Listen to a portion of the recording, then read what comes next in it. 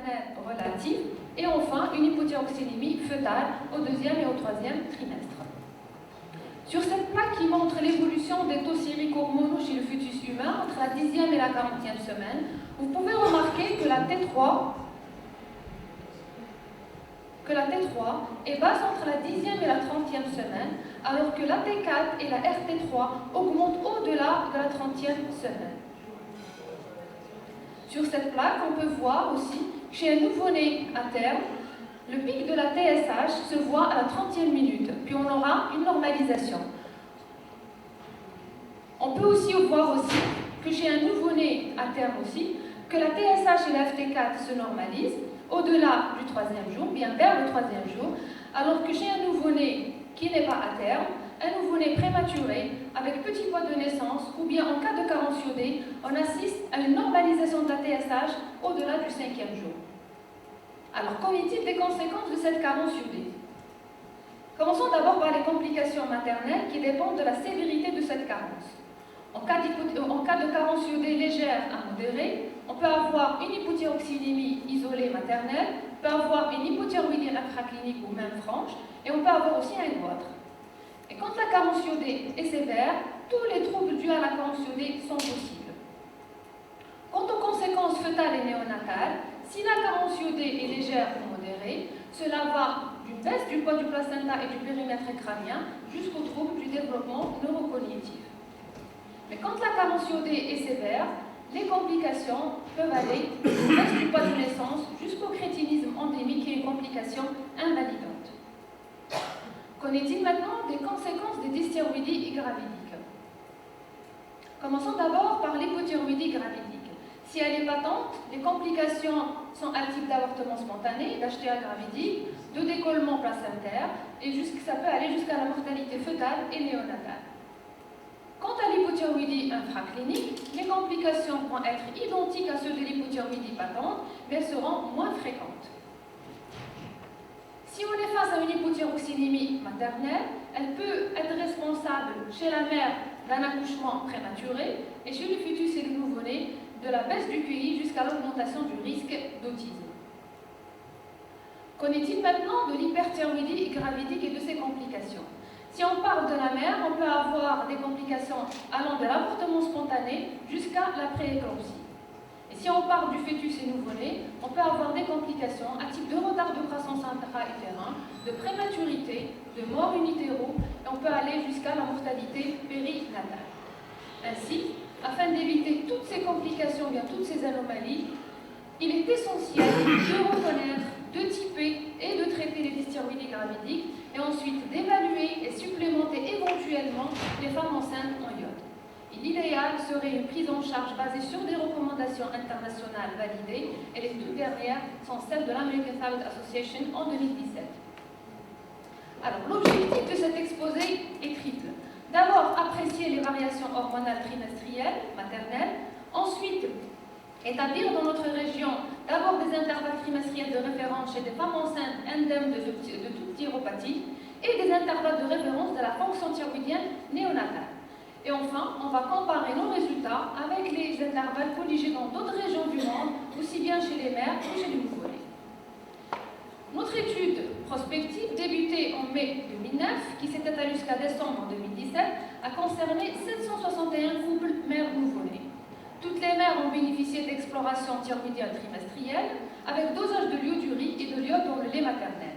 Et les nouveau-nés ont bénéficié de dosage de la FT4, de la TSH et de l'iodurée, sans oublier les échographies thyroïdiennes aussi bien maternelles que néonatales. Alors, notre étude a eu lieu dans la région de Batna, située dans l'Est algérien, à 430 km d'Alger. Cet exposé va être divisé en deux parties. Nous allons voir d'abord les référentiels maternels, puis les référentiels chez les fœtus et les nouveau-nés. Commençons par les référentiels maternels. Donc, la plaque que vous voyez révèle les variations hormonales qui sont considérées comme physiologiques pendant la grossesse. On peut voir que les hormones thyroïdiennes baissent du 1er au 3e trimestre, alors que la TSH augmente du 1er au 3e trimestre tout en restant dans les normes. Alors, la première question à laquelle on va répondre, quels sont les intervalles trimestriels de référence de la TSH pendant la grossesse? Alors, les 7 études multicentriques que vous voyez montrent que les intervalles de référence de la TSH diffèrent significativement, aussi bien au premier trimestre qu'au deuxième trimestre. Aussi bien au premier trimestre qu'au deuxième trimestre qu'au troisième trimestre. En effet, Feng et collaborateurs, dans une analyse comparative des paramètres de la fonction thyroïdienne chez la femme enceinte, publiée dans le Biomedical Reports en 2017, montrent une augmentation progressive des concentrations moyennes maternelles de la TSH. Et comme vous pouvez le voir, il existe des différences significatives tout au long de la grossesse de la 8e jusqu'au-delà de la 37e semaine. Et cette différence, on la constate aussi dans le groupe contrôle selon l'âge gestationnel.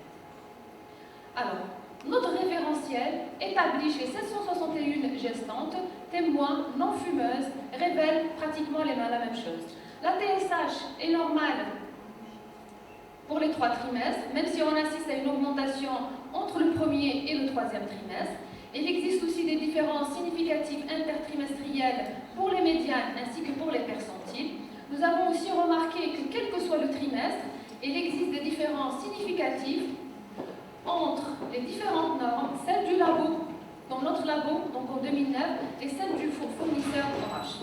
Et enfin, toutes les moyennes corrigées dans les 7 études qu'on vient de citer, la nôtre incluse, trouvent une TSH inférieure à 2,5 micro-unités par millilitre, quel que soit le trimestre. Alors, quels commentaires allons émettre d'abord pour la TSH? Nos résultats sont différents de ceux obtenus par l'ARI en 2009, mais elles sont identiques à celles corrigées ultérieurement. Notre étude confirme les variations géographiques substantielles des concentrations en hormones thyroïdiennes pergestationnelles. Cela nous amène à dire que les normes proposées par les fournisseurs ne peuvent pas être appliquées aux femmes enceintes et encore moins aux femmes non enceintes. Alors, dans un article paru dans le New England Journal of Medicine en mars 2017, fait par Cooper et Pierce, la question de traiter ou non l'hypothyroïdie infraclinique et l'hypothyroxénémie reste jusqu'à ce jour débattue. Mais ce qui est certain, c'est que le traitement par la levothyroxine doit être débuté chez toutes les gestantes qui ont une TSH qui est supérieure à l'intervalle trimestriel de référence, surtout si elles ont des anti-TPO positifs, et qu'on doit aussi traiter toutes les gestantes qui ont une TSH dépassant les 10 micro-unités par litre, même si les anti-TPO sont négatifs. Alors, que doit-on retenir pour la TSH? L'idéal chez la femme enceinte, c'est d'avoir ces intervalles trimestriels de référence. Elles doivent être spécifiques à chaque laboratoire et à chaque population, tout en prenant en compte tous les facteurs qui peuvent générer les variations. On ouvre ici une parenthèse pour parler du guidelines de l'ATA en 2017, où un seuil de 4 micro-unités par millilitre a été fixé pour la TSH. Nous pensons que ce seuil de 4 micro-unités est élevé, pour 2 raisons. La première, le statut EOD n'est pas le même, il diffère en fonction des pays et en fonction des régions. Et la deuxième, c'est que toutes les TSH moyennes de toutes les grandes publications multicentriques sont inférieures ou égales à 2,5 micro-unités par millilitre. Alors, il nous semble raisonnable de maintenir les intervalles trimestriels de référence de la TSH pour lesquels existe un consensus international établi par l'ATA en 2011, pour lequel la TSH est dite normale au premier trimestre si elle est comprise entre 0,1 et 2,5, au deuxième trimestre si elle est entre 0,2 et 3, et au troisième trimestre si elle est comprise entre 0,3 et 3 micro-unités par millilitre. Passons à la deuxième question. Quel est l'intervalle, ou bien quelles sont les références pour la FT4 pendant la grossesse? Toujours avec l'étude de Feng, nous voyons que la FT4 connaît une augmentation. Nous voyons que la FT4, donc pour la FT4, il y a une augmentation donc continue. Non, c'est l'inverse. Ah, c'est l'inverse. Donc c'est la. Donc nous voyons ici qu'on assiste à une baisse de la FT4 tout au long de la grossesse, de la 8e semaine jusqu'à la 14e semaine, comme le montre aussi bien le tableau que le graphe.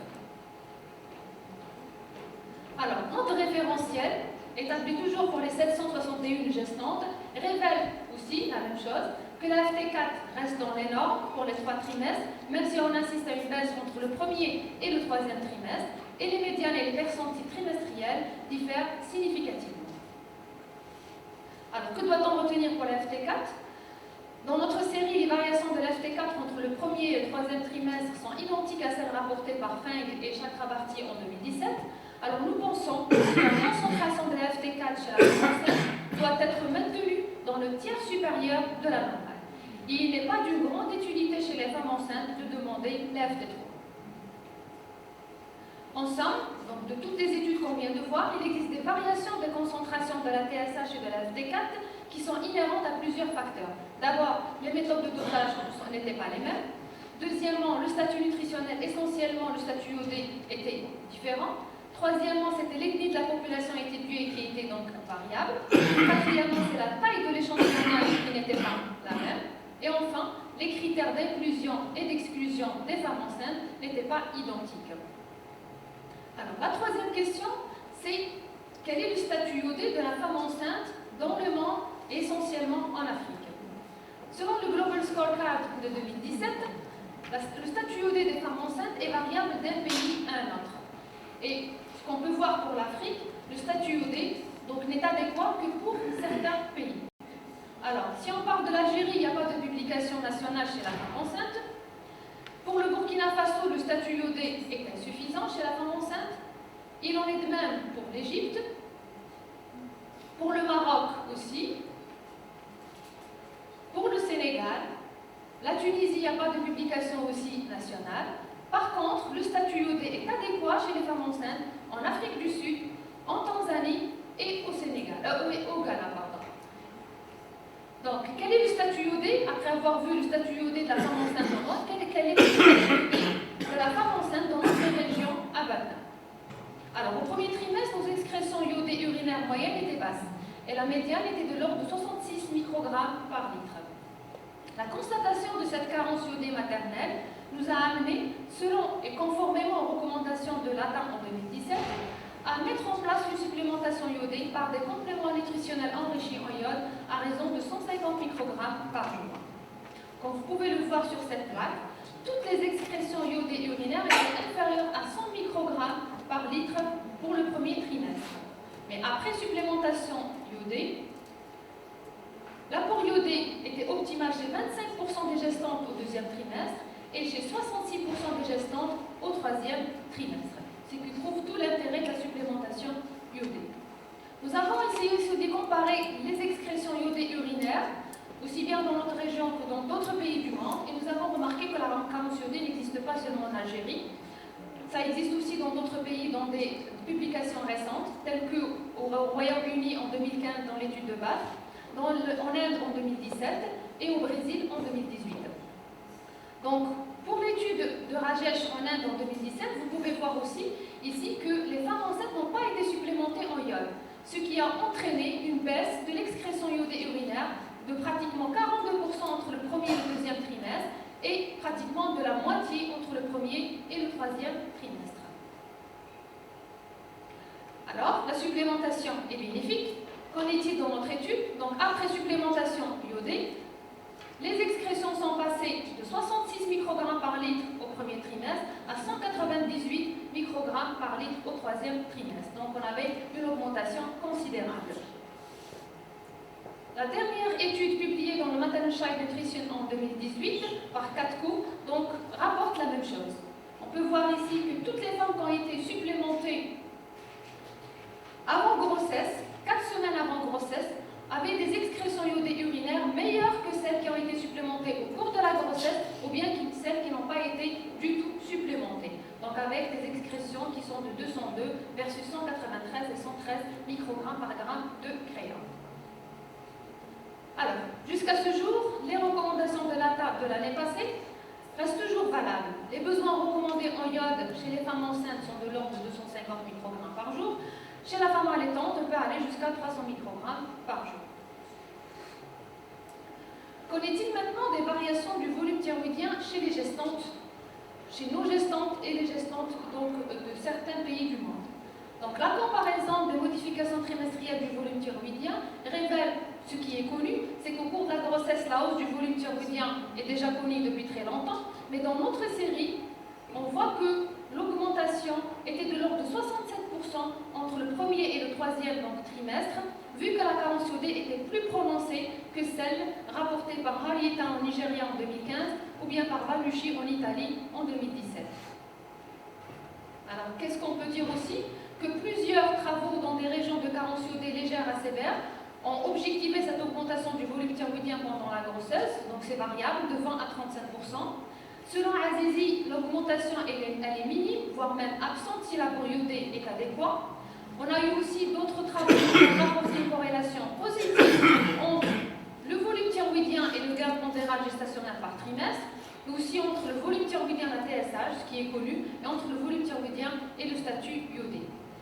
Le retour au volume thyroïdien préconceptionnel, on le voit vers le 6e mois du postpartum. Alors, que peut-on retenir pour le volume thyroïdien chez la femme enceinte? Que, aussi, il semble être nécessaire d'établir des intervalles trimestriels de référence régionaux, et ceci selon le statut iodé. Nous considérons aussi que, quel que soit le trimestre, si on est dans des régions de carence iodée légère à modérée, en cas où le volume thyroïdien est inférieur à 5,8 ml, on parle d'une hypotrophie de la glande thyroïde chez la femme enceinte. Et si ça dépasse les 16 ml, on peut parler d'une hypertrophie de la glande thyroïde. Passons maintenant au deuxième chapitre qui est les référentiels fœtal et néonatal.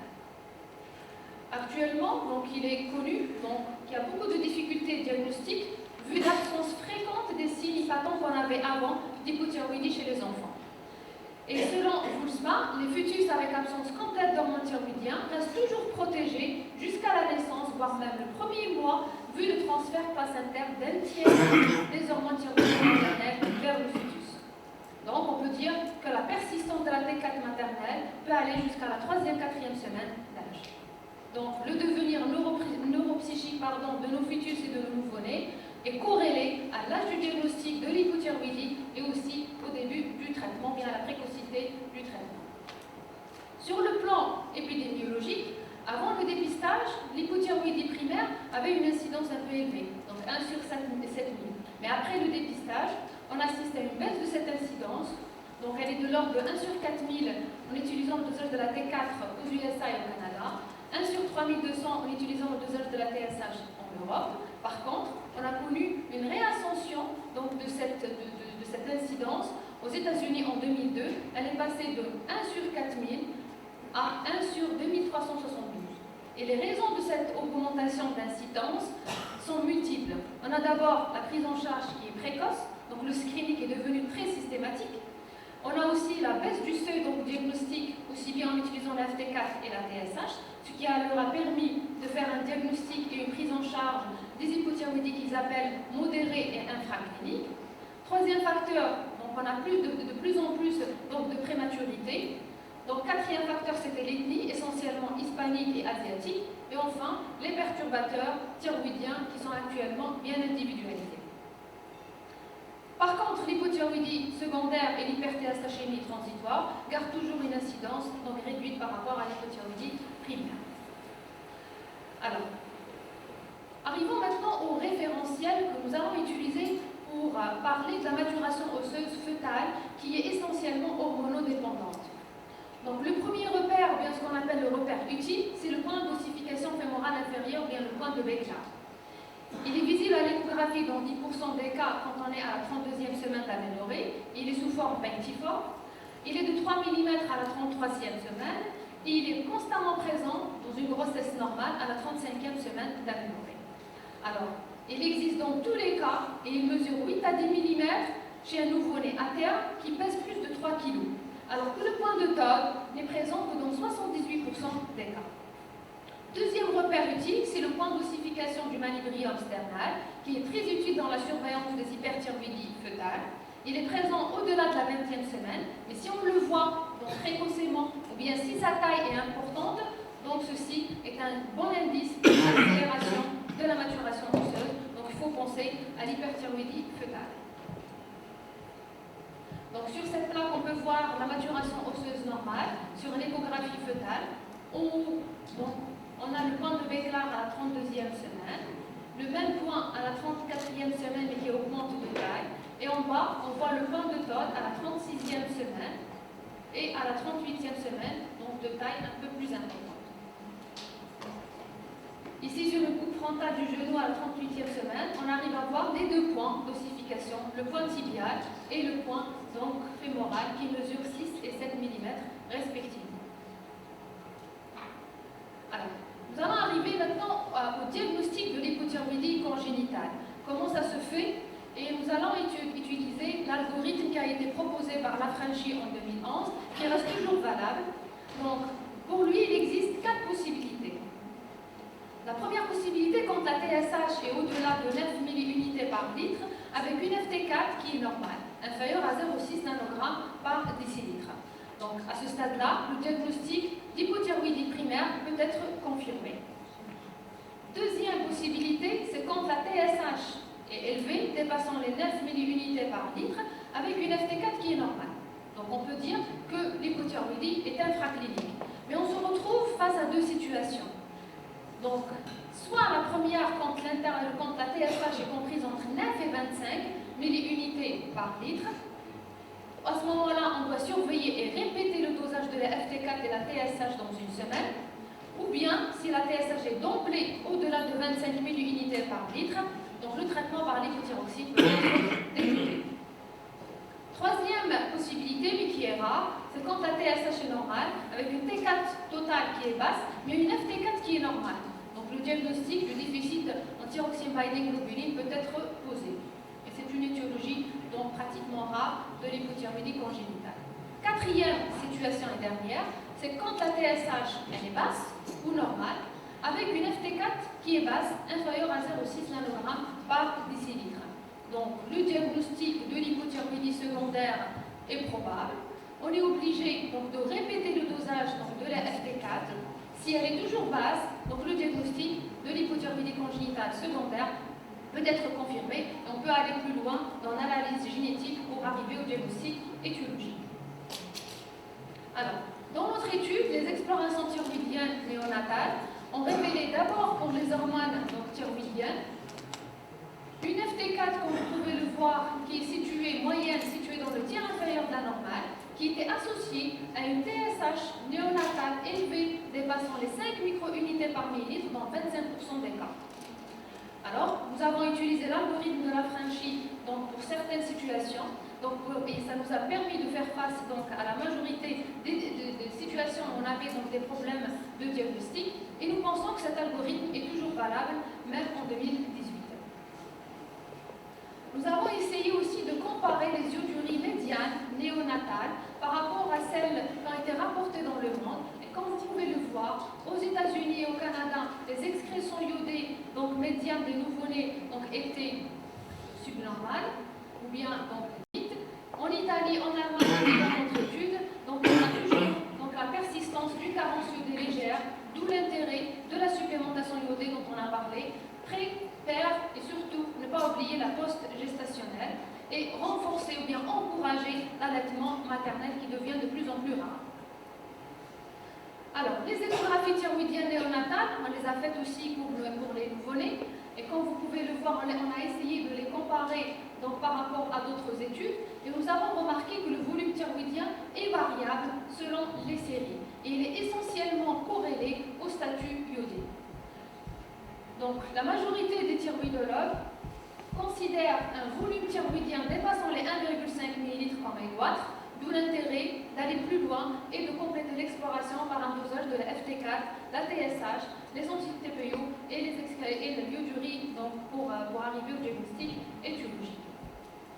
Alors, que doit-on retenir pour l'échographie thyroïdienne néonatale? Il faut savoir que l'échographie, elle est moins précise que la scintigraphie dans la détection des ectopies. Mais avec un radiologue expérimenté, l'écho-doppler couleur peut être très utile et elle augmente la sensibilité et elle a permis même d'identifier 90% des ectopies. Pour de nombreux auteurs aussi, l'échographie serait plus performante que la scintigraphie au technicien 99, vu que 2 à 15% des thyroïdes qui n'ont pas été visualisés par la scintigraphie ont pu l'être par l'échographie, et ceci, quelle que soit la cause de l'hypothyroïdie congénitale. Pour cela, nous suggérons l'usage de l'échographie thyroïdienne comme premier examen d'imagerie, vu donc, sa disponibilité, aussi l'absence totale de radiation et son coût qui est réduit par rapport à la scintigraphie thyroïdienne. Donc on peut voir aussi sur cette plaque. Donc et à droite, nous avons la position idéale qui est l'hyperextension pour réaliser une échographie thyroïdienne néonatale. Et en bas, on peut voir certaines anomalies. Donc c'est une thyroïde sublinguale chez un nouveau-né de 10 jours. Donc on peut voir l'aspect hyperéchogène homogène et l'aspect hypervascularisé au mode Doppler.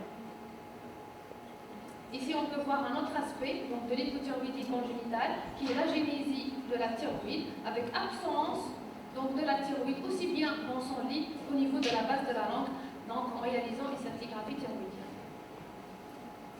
Alors, ici, on peut voir le nouveau-né, donc ROSI, qui fait partie donc, de notre série d'hypothyroïdie congénitale, avant traitement, 1 mois après le traitement par la levothyroxine et 3 mois après le traitement. Donc, c'est miraculeux de voir cette bonne évolution. C'est toujours l'échographie thyroïdienne du nouveau-né aussi, donc à la naissance, qui révèle donc, un volume global de 3,1 cc, donc c'est le double, donc c'était un goitre. Alors, comment doit-on traiter l'hypothyroïdie congénitale? Donc tout d'abord, il faut savoir que le développement neurologique des nouveau-nés est déterminé par plusieurs facteurs, à savoir la précocité du diagnostic, la précocité du traitement et essentiellement la qualité de la surveillance, bien la qualité du follow-up. Les buts du traitement sont d'abord de normaliser la FT4 vers la 2e semaine et la TSH vers le 1er mois. Le traitement de choix, donc pratiquement c'est le même, c'est la levothyroxine. Seuls les comprimés sont utilisés aux États-Unis, mais les gouttes et les comprimés sont utilisés en Europe. Dans quelles conditions doit-on ou bien allons-nous utiliser la levothyroxine?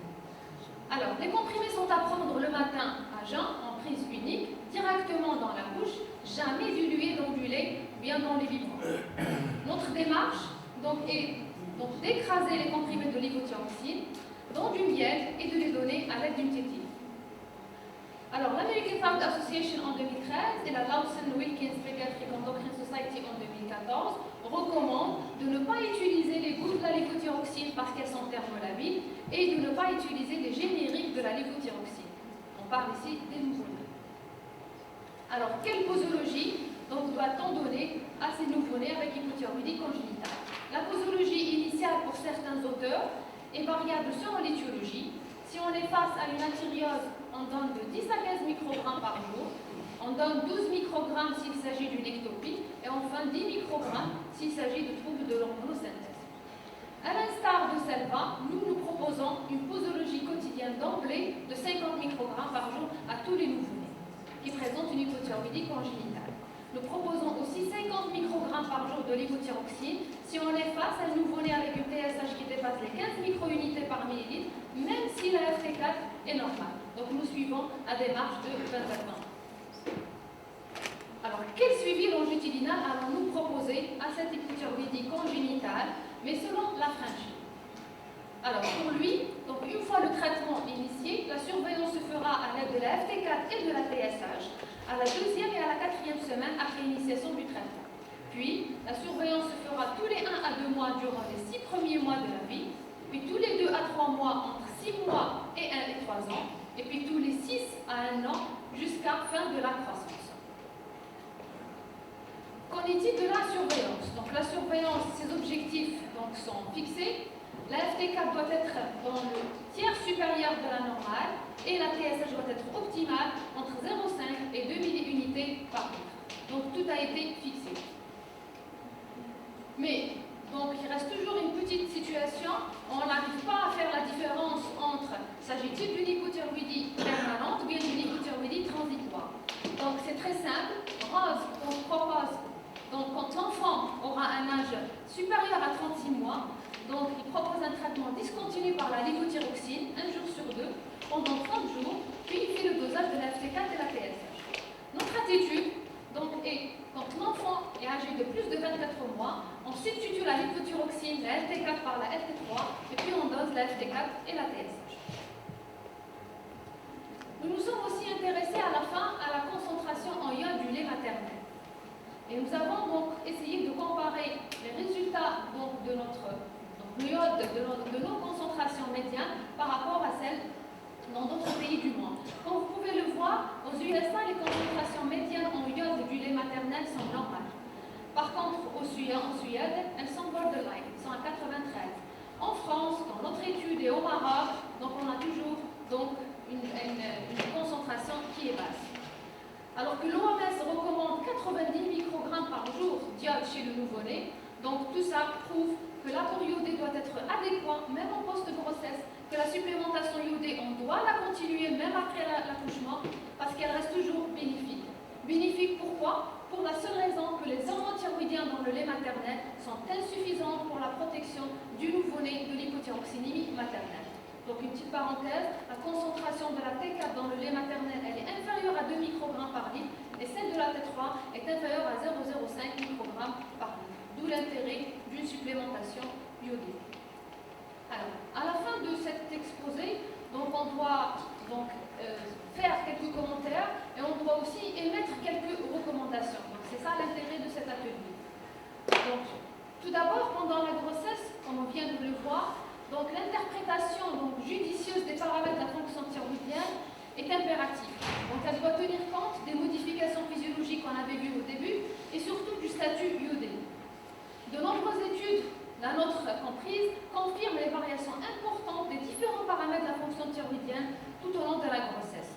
Delange avait précisé en 2004 que l'augmentation du volume thyroïdien est un reflet de l'adaptation physiologique de la glande thyroïde à la fonction thyroïdienne maternelle et à l'augmentation des besoins en iode.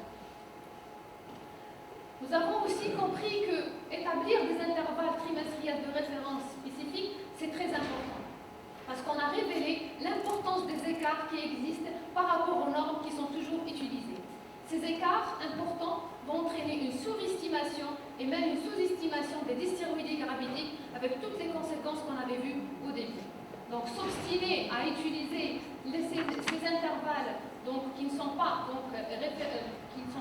correspondent pas à la femme enceinte va entraîner l'omission d'une grande proportion d'hypothyroïdiens car elles ne seront pas diagnostiquées si on utilise toujours la TSH comme repère. L'application aussi des normes établies pour les femmes non enceintes pour l'interprétation de dosage des femmes enceintes reste toujours une attitude erronée et problématique en 2018. L'idéal, qu'est-ce qu'on propose? C'est d'établir ses propres normes régionales, voire même locales et non nationales, selon le statut physiologique, grossesse ou non, et selon aussi l'âge gestationnel. L'idéal serait aussi d'apprécier correctement le statut thyroïdien maternel par un dosage simultané, et pas un dosage isolé donc de la TSH. Un dosage simultané de la FT4 et de la TSH. Car le dosage isolé de la TSH maternelle ne donne qu'un renseignement partiel sur l'étiologie de la dysthyroïdie infraclinique et gravidique et il n'est pas un excellent paramètre d'adaptation posologique en première partie de grossesse. Et enfin, il serait idéal aussi de mettre en place, dans les pays du Maghreb, bien même dans les pays d'Afrique, donc un dépistage néonatal systématique de l'hypothyroïdie congénitale. Alors, nous proposons aussi les conditions minimales requises si vous êtes intéressé par l'établissement des intervalles trimestriels de référence. D'abord, pour la mère, elle doit être en euthyroïdie clinique et biologique, non fumeuse, avec des ioduries adéquates dépassant les 150 microgrammes par litre, en absence d'utilisation de produits iodés. Chez le nouveau-né, donc il doit être aussi à terme, en euthyroïdie clinique et biologique. Et enfin, pour les deux, l'échantillonnage doit être suffisant, les méthodes de dosage hormonaux doivent être fiables, l'iodurie doit être dosée par une méthode de référence par spectrométrie de masse. Et enfin, l'échographie thyroïdienne, aussi bien maternelle que néonatale, doit être réalisée par un radiologue expérimenté à l'aide d'une sonde performante. En conclusion, donc à la fin de cet exposé, notre travail nous a permis de confirmer que la fonction thyroïdienne maternelle n'est pas figée et qu'elle dépend de variations physiologiques, on l'avait vu. Notre travail aussi a permis de mettre en évidence l'importance du statut iodé maternel adéquat et surtout de l'euthyroïdie maternelle. Et enfin, donc on a pu souligner l'intérêt de la mise en place d'intervalles trimestriels de référence, d'intervalles hormonaux de référence spécifiques chez les femmes enceintes et aussi pour les nouveau-nés, tout en insistant sur le dépistage néonatal. Je vous remercie.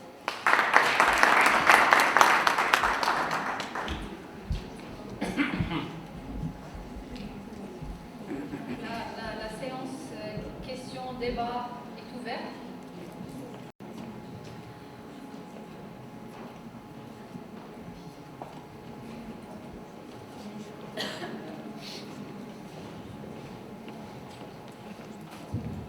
merci Delève pour ton exposé.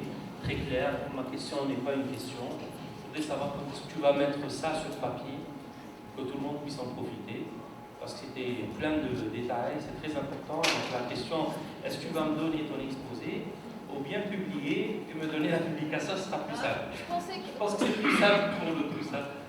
Non, je pensais que quand tu l'as dit, est-ce que tu vas le mettre sur papier, je pensais que c'était pour aller plus loin vers les autorités, essayer de faire l'impact. C'est pas pour nous, pour la pratique de tous les jours. Scientifique. Voilà, exactement. C'est très intéressant, mais il faudrait que ça soit, je pense, tout le monde je pense, serait intéressé. Nos amis maghrébins et africains et nous tous. Voilà. J'ai une personne qui l'a dit exactement. Vous pouvez confirmer? Je confirme. Vous voyez. On l'espère, Inch'Allah. Très bien, merci. Oui.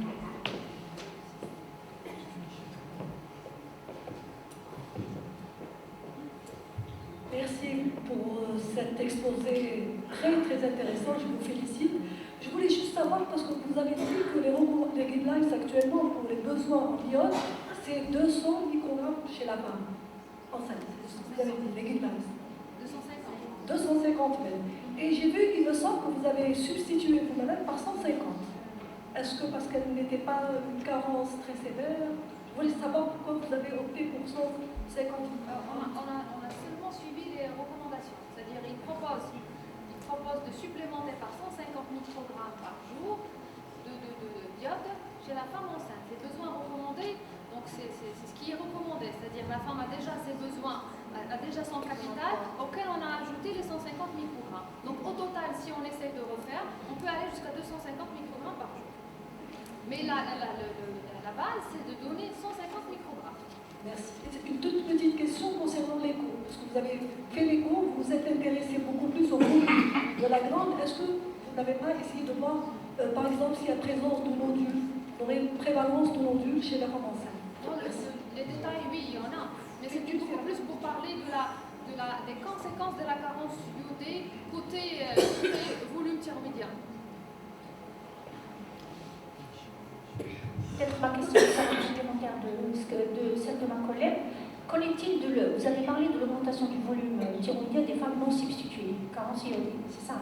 Premier, deuxième, troisième trimestre. L'augmentation du volume. Non, l'augmentation du volume, les femmes enceintes. On l'a fait pour les femmes enceintes au premier trimestre, là où elles n'étaient pas encore supplémentées, puis au deuxième ou troisième trimestre, après supplémentation. D'accord. Il y a eu quand même augmentation du volume de la thyroïde, oui. Même après supplémentation. Non, mais même dans des régions où il n'y a pas carence, où l'apport iodé est suffisant, l'augmentation du volume thyroïdien est connue, c'est-à-dire elle est physiologique.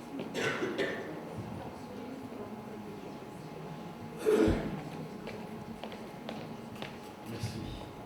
Je vous remercie d'abord vivement pour ce superbe exposé, très documenté et qui pose vraiment les questions actuelles. Vous avez à juste titre évoqué les difficultés et le non-établissement réel pour le moment de normes pour la TSH et la T4 libre chez la femme enceinte. Mais ma question, et vous l'avez pas dit, chez quelle femme allez-vous pratiquer ces dosages? Je pose cette question, je ne sais pas ce qu'il en est en Afrique, mais en tout cas en France, on est en train de se demander, il n'y a pas de recommandation, si nous, on ne devrait pas systématiquement, dans un bilan préconceptionnel, de début de grossesse, réaliser une TSH. Alors je pense que c'est une position un petit peu extrême, ça a un coût, donc probablement vous avez une position plus nuancée. Vous pourriez me répondre à cette question. Alors avant de débuter le travail en 2009, donc il y avait peu de gynécologues qui demandaient la TSH.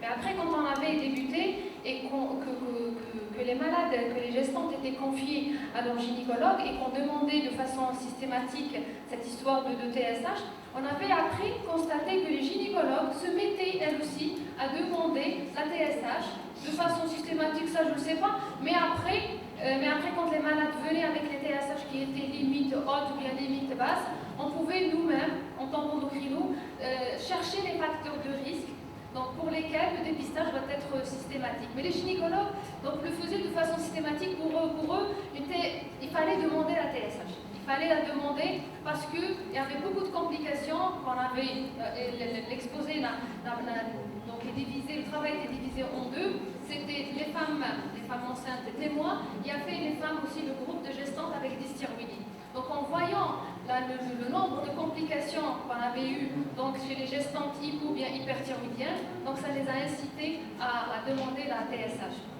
Mais il faudrait peut-être ne pas la systématiser, mais faire passer le message qu'il y a des situations où il faut la demander s'il y a des facteurs de risque. Je peux compléter. Moi, je voulais dire également, si les Français sont un peu réticents à l'égard de ce qui vient de l'ATA. Je pense qu'il y a un papier qui est sorti de l'ATA en 2011, et c'est un guidelines. Il y a des femmes cibles pour lesquelles il va falloir faire une TSH systématiquement. Parce que la question que vous posez est très intéressante, mais il faut avoir beaucoup d'argent. Parce que si on s'amuse à faire des TSH systématiques, on ne s'en sort pas. Donc ce qui fait que, par exemple, il y a des choses pour lesquelles je ne suis pas d'accord.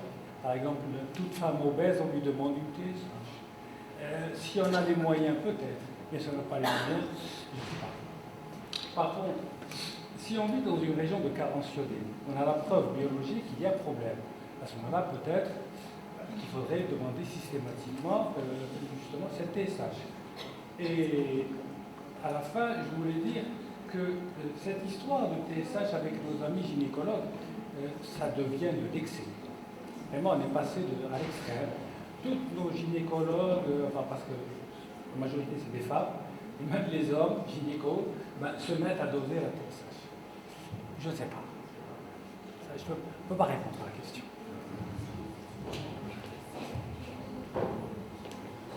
Je voulais poser une question concernant la valeur maintenant cible de la TSH chez la femme enceinte. Parce qu'avant, on se basait sur moins de 2,5.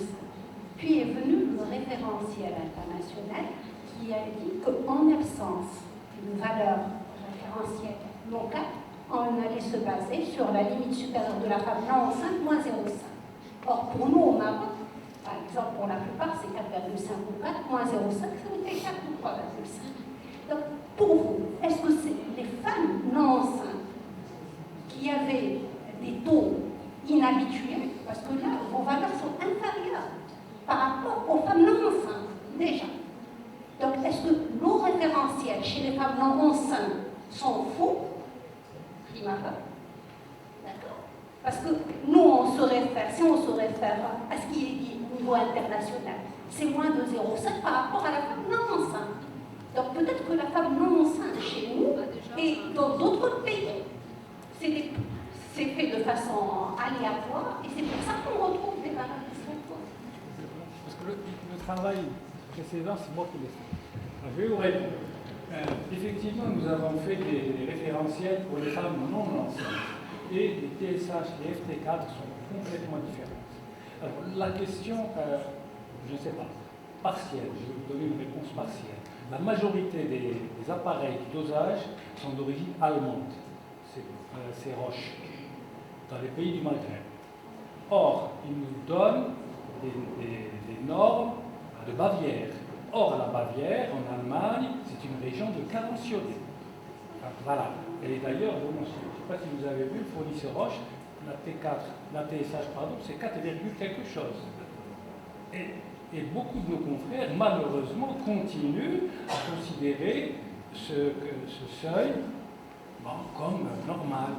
Je vous donne un exemple. La TSH, il y a certains pédiatres, je parle en Algérie, une TSH à 12, au 10e mois de vie, ils considèrent ça comme normal, parce qu'il y avait les normes de Roche. Donc je pense qu'il faut absolument, je conforte ce qu'elle a dit, qu'il faut faire des intervalles de référence locaux. Particulièrement, vous êtes marocaine, madame. Oui, parce que je m'occupe de ce problème depuis une quarantaine d'années, et je connais un peu l'histoire du Maroc en matière de carence iodée. Il y a beaucoup de différences, comme en France, entre le nord et le sud. l'étude Suivimax montre qu'il y a beaucoup de différences entre la France du Sud et la France du Nord, le Maroc du Sud et le Maroc du Nord, sur le plan de la propriété.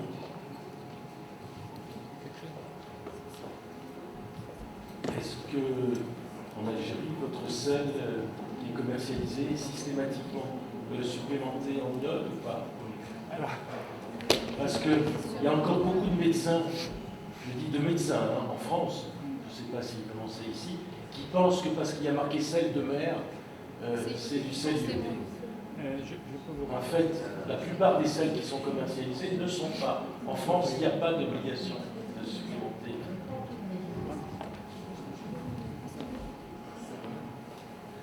Pour parler de toujours dans notre région. Renforcement du sel. Ah oui. Dans notre région, dans une étude qui rejoint celle qu'on vient de présenter, on a essayé d'étudier la teneur en iode de pratiquement 18 échantillons de sel iodé qui circulaient dans la région de Batna. Et nous avons trouvé qu'il y avait 2 seulement qui étaient réellement supplémentés en iode.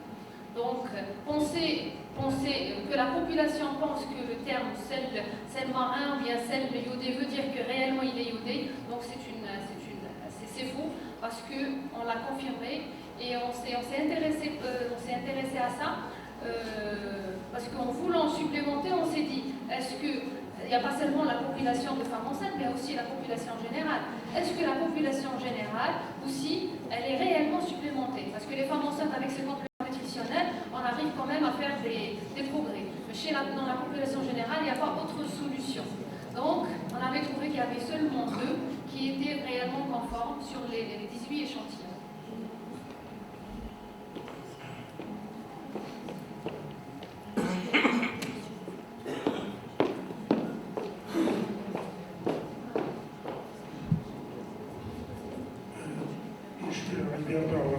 Si la question est abordée. Concernant le traitement de substitution chez la femme enceinte durant le premier trimestre, avec quel taux de TSH on commence à traiter? Voilà. Parce qu'on nous dit que c'est à partir de 2,52 on traite, mais il faut que les anti-DPO soient aussi élevés. Sinon, donc si on parle d'une hypothyroïdie patente, donc d'une hypothyroïdie patente, donc c'est clair, il n'y a pas de seuil si elle est au-delà. Mais si on parle d'une hypothyroïdie infraclinique, donc la question est toujours posée, est-ce qu'on traite ou on ne traite pas? Mais si on a une TSH qui dépasse l'intervalle trimestriel de référence, celui qu'on avait retenu, c'était celui de l'ATA de 2011, parce qu'on avait pensé que le 4 de 2018 qui a été fixé était vraiment très, très haut. Donc, il ne représentait pas donc, tous les pays du monde. Donc, on pense que si on est au-delà de 2,5, on traite, avec des anti-TPO positifs. Pourquoi il a été choisi? Pourquoi il a été choisi en Amérique, le 4? Parce que là, on se dit que c'est la PAC et c'est les produits, mais il a été choisi sur le plan mondial. Non, mondial, oui.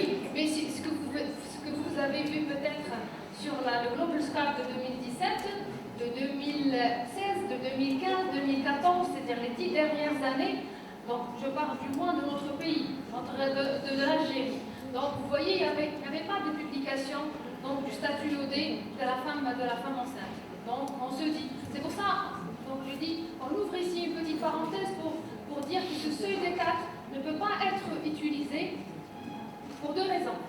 Le statut iodé n'est pas le même. Il diffère, même en Algérie, il diffère de notre région qui est à l'est, de la région de l'ouest, la région du centre et du sud. Donc on ne pourra jamais superposer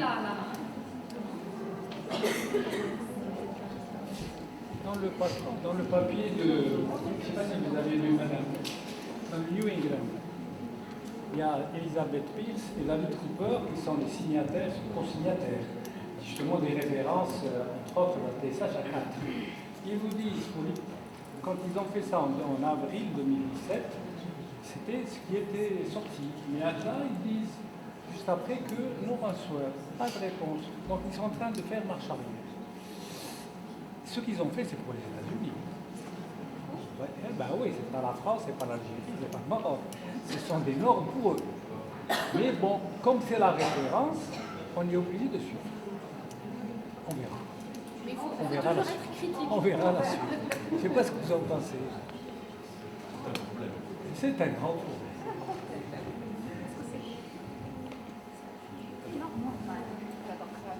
En fait, c'est quoi le plus important dans tout ça? Peut-être pas perdre de vue ce qui est le plus important. C'est le premier trimestre de la grossesse. Pourquoi? Le premier trimestre de la grossesse, le fœtus n'a pas encore de thyroïde. Donc c'est la T4 libre maternelle qui assure seule la supplémentation fétale. Donc là, c'est particulièrement important qu'on ne soit pas en carence. Plus tard, c'est un petit peu moins grave, éventuellement. Je parle quand on est dans les nuances. Oui, c'est très nuancé ce que vous dites, mais je ne suis pas totalement d'accord. Je ne parle pas de l'iode.